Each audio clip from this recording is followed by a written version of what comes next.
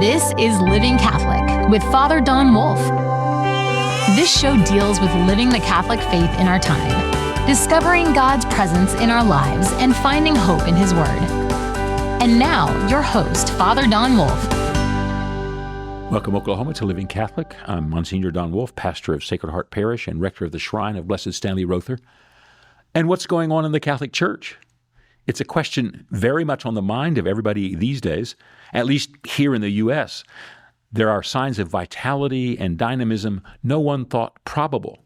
When faced by good news, we hardly know what to do, given the history we've shared over the last couple of decades. What are we to make of what's going on? This last Easter, we were showered with all kinds of news about the record number of people entering the church this year. Mostly they're new adult converts who've decided to embrace the life of the faith and turn their pathway to the gift of the Catholic Church. Dioceses all over have reported huge numbers of people crowding into their parishes collectively over these last few years. In fact, to the great surprise of people just about everywhere, even France reported a record-breaking number of adult converts who were preparing to enter the church at Easter. Everyone can make an exception for the religious enthusiasms of the United States and massage the numbers of those who have made their preferences known. But France? That was a surprise to everyone, and an indication that this may be a moment in which something is moving among us, something larger than we had thought. It's an experience duplicated here in Oklahoma, where we've had a significant increase in those who've embraced the faith. In fact, one of the challenges of the Lenten season this year was what we do at the Rite of Election.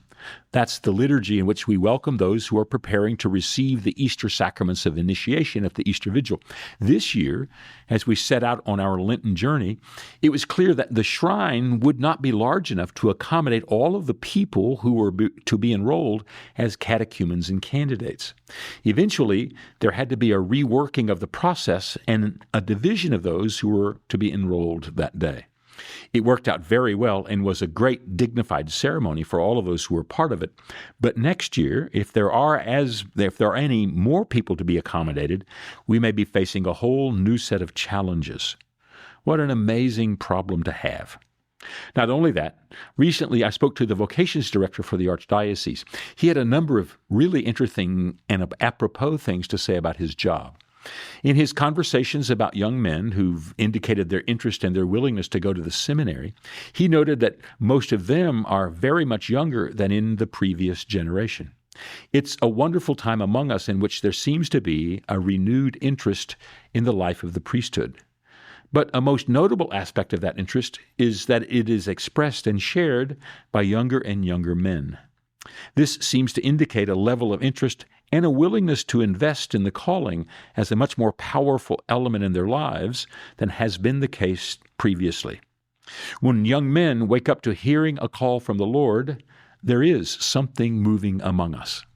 Not only is this the case among us here in our diocese, it's a trend across the country.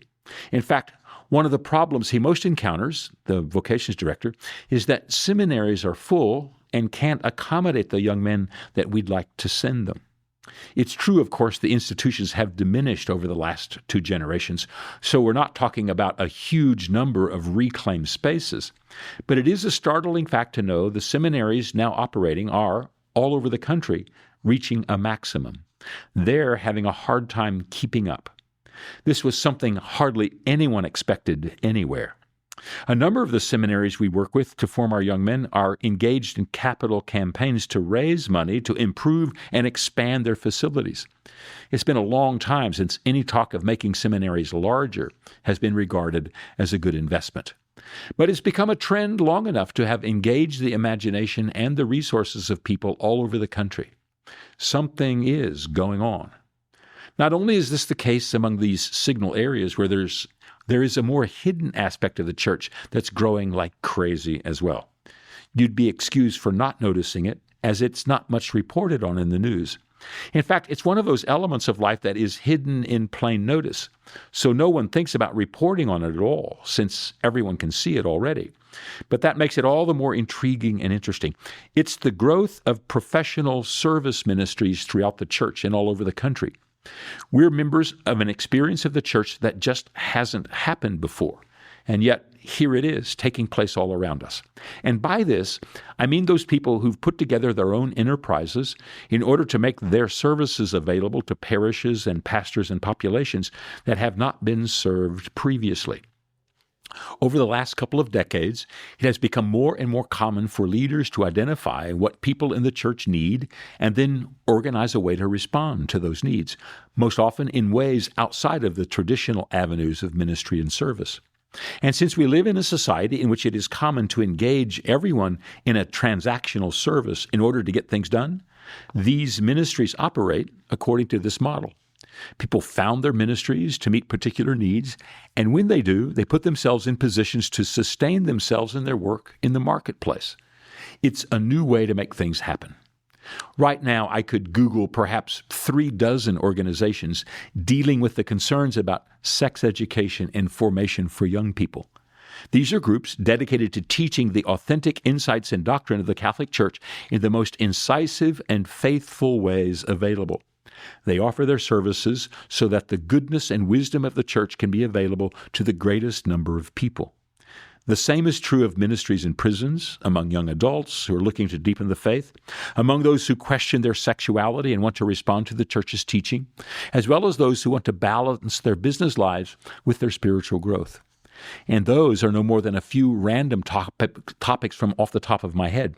There are dozens of organizations who are sincerely dedicated to making the teaching of the Church and the life of the faith come alive in authentic and faithful expressions. It's a new age being born among us, and it's happening right now.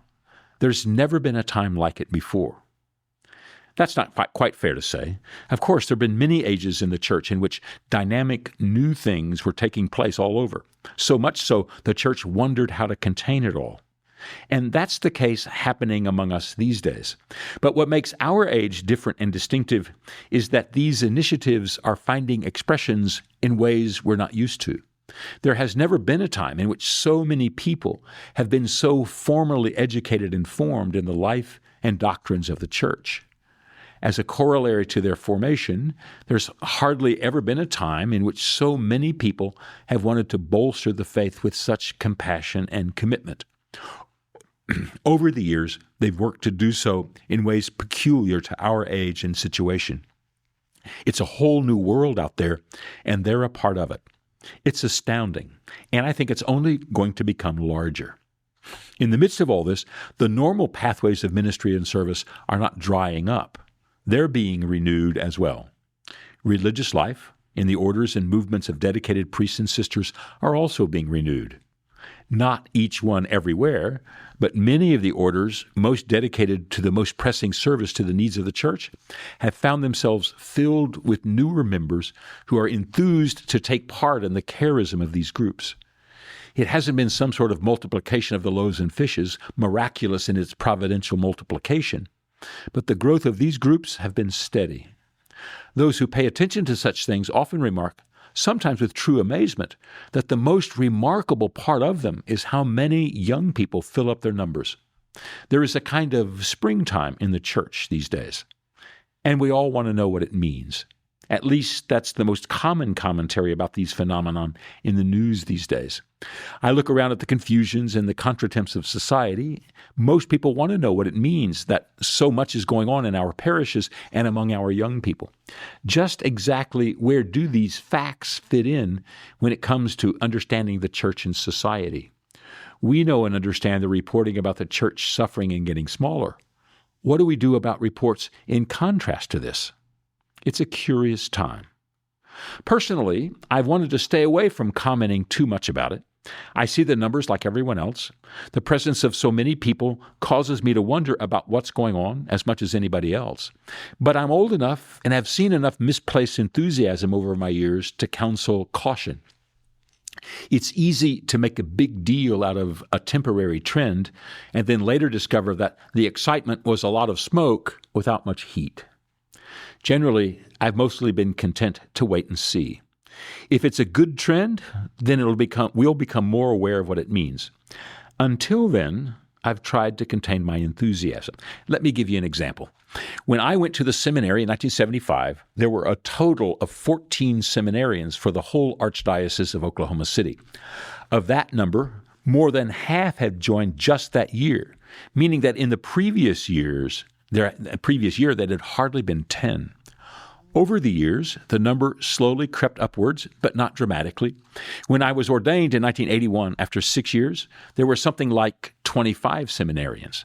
Now, that's better than 14, but it wasn't revolutionary. But beginning in about 1986, there was a huge uptick in the number of guys applying and then going to the seminary for Oklahoma. This was true in Tulsa as it was in Oklahoma City. For 4 years in a row, we had more than 10 men a year applying and going to the seminary for each diocese. In Oklahoma City, by the early 1990s, there were more than 50 men studying for us. It was dramatic. We all asked ourselves what this trend meant, and none of us could identify a cause exactly. Of course, we did think of the example of the martyrdom of Blessed Stanley, but none of us knew in any detailed way what his role played in the decision-making of these young men who chose to go to the seminary. For the most part, they never mentioned him as an element of their discernment and decision-making. And so we never did come up with an answer. After a few years of growth, the spurt was over. In the course of about 10 years, in which we ordained very large classes of young men to the priesthood in both dioceses, numbers that rivaled the great classes of the 1950s, the number of seminarians returned to the mean. A few men each year applied and were accepted. We slid back down to the teens as we had been in the past. We never did find out exactly what caused the gigantic increase, and we weren't able to recapitulate it in our practice or our expectations. It came and went. So I've been watching the numbers and wondering to myself what they might portend. The grumpy experience part of me wants to continue to wait and see if there'll be any great societal meaning to them. One of the conclusions to draw about them is that they're simply the product of big numbers. That is, if you wait long enough and are dealing with a large enough sample size, it's not unusual to have significant spikes in activity. If you focus solely on the short term, these can look startling and powerful. But if you wait, the power of big numbers has the small eruption return to the general mean, and all is as before. It's another way to say that it's only a blip on the screen, and it won't really mean anything. That's certainly a possibility. All the reporting aside, maybe it's nothing. It's the reverse climate doom prediction process in action with regard to the church. That is, we get heated up over a bit of news that's small and make all manner of extrapolation from it and reach all kinds of wild conclusions that have no chance of panning out. It could be that this news is going to turn out to signify nothing. The other way to look at these reports is to observe that if they indicate some sort of meaningful trend, we're too close to see it and to make sense of it. It's an often repeated fact that those who are part of great changes in society are often not equipped to evaluate or even pay attention to what's going on around them. What we get used to becomes the norm for us. We hardly notice how different it is or how odd it might be compared to yesterday when we were used to something else. Since we have the capacity to forget almost everything and get used to almost anything, we're not well equipped to evaluate exactly what's going on around us.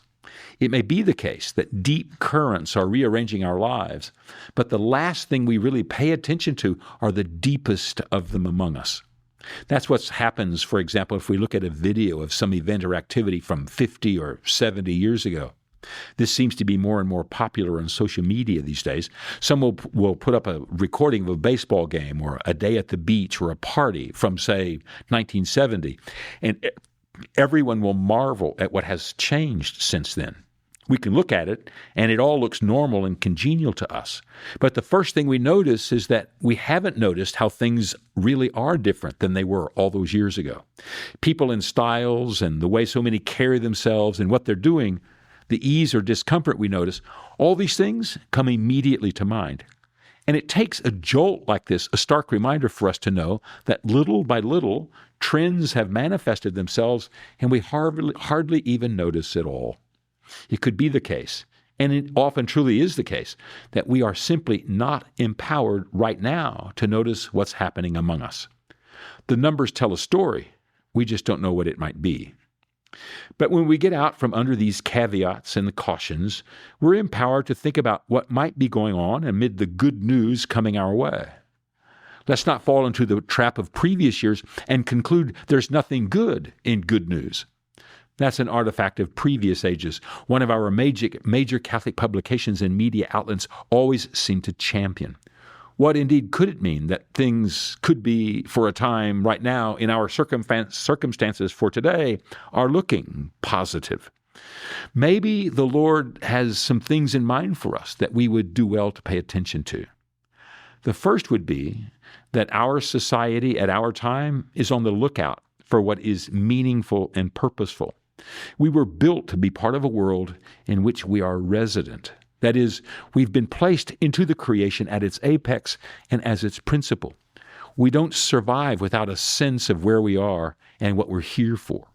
We're not tourists, nor are we superfluous to the cycle of nature. We belong here. This is a statement of faith. I can't prove that by looking at the bare facts of nature, although I can posit it with certainty by looking at the behavior of every person I've ever met in real life or in fiction. It is a part of what it means to be a human being. We all chase after the foundation of meaning and are restless until we can grab onto something with purpose and goal. Think of the character Sherlock Holmes in his quest to unravel the mystery of what really happens in the cases brought to him. Holmes is dedicated to deductive reasoning based on the presumption of purposeful behavior and meaningful action. That is, he's successful as a detective because he's able to connect what seems to be random facts with the truth that all behavior has, behind it, some directed purpose.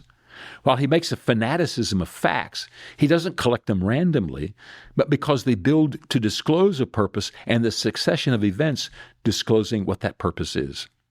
We love this character because he solves the mysteries of life filling his days. But we also love the character because he does for us what we all want to see in our own lives. He's one of the most well-known characters in literature because he stands in for all of us. We all want to know mysteries can be solved and the unknown can be pierced. Be they weird or obtuse, the conundrums of his cases yield to the hard conclusions of his methods. We want to know he is successful. It's not an accident of history or of method that Sigmund Freud's favorite fiction was the stories of Sherlock Holmes. We want to know life gives way to purpose and method, which is why there is a record number of people who are moving toward the invitation to find the purpose of life in the proclamation of the gospel. They're responding to the offer of the Catholic Church to know their lives have a place in the plan of God in the world. As Father Ronald Rollheiser has reminded us, there is a God-shaped hole in our hearts. We are restless until we have filled it. This sounds more spiritual and more remote than it is in fact. We long to know there is truly a mystery in our lives. That is, we long to know we are more than simply the product of time, energy, and the void, and our lives are moving to some meaning and purpose. We want to know there is a detective who can read the clues, who can tell us what's happened, and can tell us what's going on. And in our world, that is the church. Paying attention to the life of the church is the response of this generation to the confusions and proliferations of our time. It's prosaic to say, but they've found a Baker Street address where their questions can be answered. That's what so many were lining up at the shrine at the Rite of Election to celebrate. At last, they found what they were looking for, someone who could find them. The second aspect of what's happening among us is that we are standing at the long end of those who've tried everything else. This seems almost foolish to say, but the more I consider it, the more it seems true to be. Could it be we have tried everything? Certainly there is a depth and breadth to vice and depravity that surprises most of us. But evil is necessarily limited.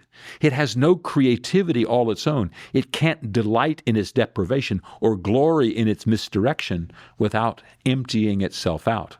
Once you open the gates and let down the fences, there's not much more that can be done. The product is boredom and depression.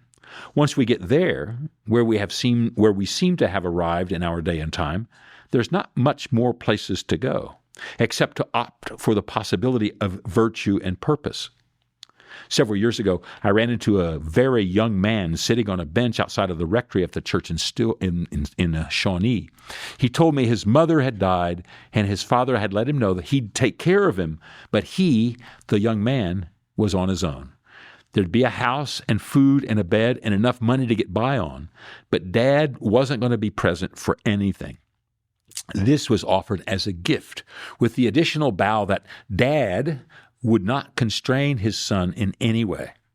He was free to come and go, or not, or do, and to do or not do, just as he wanted, with no judgment or condemnation. The boy at that time was about 14, and he wandered around town doing anything he could find to do. When I talked to him, he admitted that he had done just about everything anyone could do. In fact, he said he'd done so much that he couldn't think of anything else there was to do. At age 16, he was considering suicide. There was no more of life to look forward to, and no more mysteries available to him. He was a perfect child of our age. No constraints, no conscience, no capacities, and no clues. When society is filled with those who have no place to go, they come to the place of promise. And when they do, we shouldn't be surprised they're ready to give themselves to what will fill their lives. While we're still schooled to resist discipline and avoid constraint, they've wandered on the open prairie of loneliness until they long to find a road leading to the horizon. The promise of the gospel and the invitation to the church provides this for them. People are not finding their way to the church despite its commands and its demands, but because of them. And finally, I think the possibilities inherent in the promise of forgiveness is irresistible and the most necessary part of the gift of the church to our society. For the last several generations, we've placed such a premium on the wealth of possibilities and the surfeit of potential in our lives that everyone feels a measure of guilt about not having achieved the best self that he or she has been promised. Everyone has sinned against their potential and has offended the promise of their humanity. Not only that, every person has deviated from a promise of perfection. We don't imagine this is such a big deal. We're ready to make an excuse and to make way for moral shortcomings. But when we look in the mirror and realize how much we've messed up what we might do and how we might live the life we've been promised, we're not shown a way to retrieve what we've lost. It's perfection or it's nothing. And since imperfection is the norm for our fallen world, we all walk around seeing in the mirror of our lives a broken promise screaming out from us. Our hunger is to be forgiven and to know there remains some hope for us. We long for redemption, not perfection. We all know we won't be able to realize the lofty promises and sure accomplishments of perfection. We want to know that where we are and what we've done to ourselves and our world is retrievable. We long to know there can be a promise that extends to us from where we are right now, that the world we are a part of has something to give us, rather than being only the place where we're reminded of how we've fallen short and can never get to where we're going. The people of this generation are longing to be redeemed, and they come to the church to find it. We preach not just salvation as the promise of a life lived well enough or an accomplishment of a project done right, but redemption as the gift of God to us, as the beginning place of goodness right now. This moment is God's doing.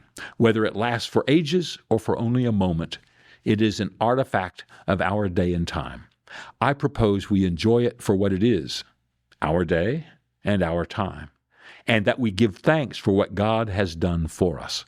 We might take a moment and talk a bit with those who are newly among us.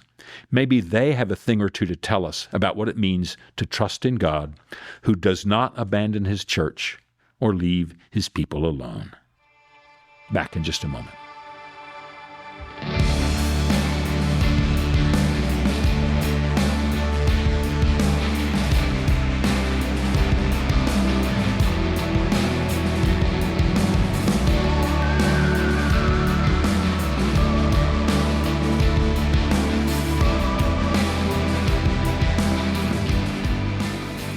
Welcome back to our final segment. We have a poem today called The Rules of Life. The rules of life are hidden within our days as they succeed one another on our calendar squares, lying there, the landscape of life in the thick haze that only further living can render bare. They are no more than we commonly know, revealed to all, or to just about everyone, brought to sprout because carefully sown, harvested in the brightest noonday sun. Treat as you would be treated, all in turn. Make your enemy, your neighbor, as you. From them you widen your world, you learn. The world is made for all, not just one, but two. And at bottom lies the deepest foundation, the stone in touch with the deepest bedrock. The one on the cross, the author of creation, happens to be the shepherd of the world's flock. And all is given in truth fully for our good, that we might each prosper in our own time and bring creation's old gardens and woods, so that in our struggle we can all learn in time. That's the rules of life.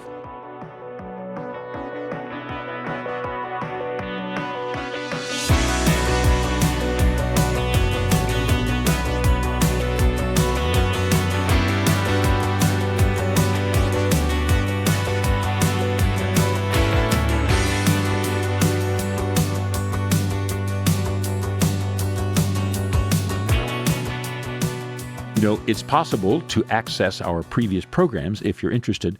We are on our podcast. Just go to your sources for podcasts and look up Living Catholic with Father Don Wolf. You can also access us on the web page for Oklahoma Catholic Broadcasting. Go to your search engine, put in Oklahoma Catholic Broadcasting, bring up the website, and then look for previous programs. You'll come across Living Catholic. You can look by navigating your way around the website, easily come to our previous programs. They're archived there. So if you're interested in what we've done in the past, you can go there and find us present for several years now. And what we intend to do is what we are continuing to do here, which is to continue to explore what it means to be living Catholic and all of its depth and all of its profundity for us. I hope you can join us in the weeks to come. Living Catholic is a production of the Archdiocese of Oklahoma City for Oklahoma Catholic Radio. To learn more, visit okcr.org.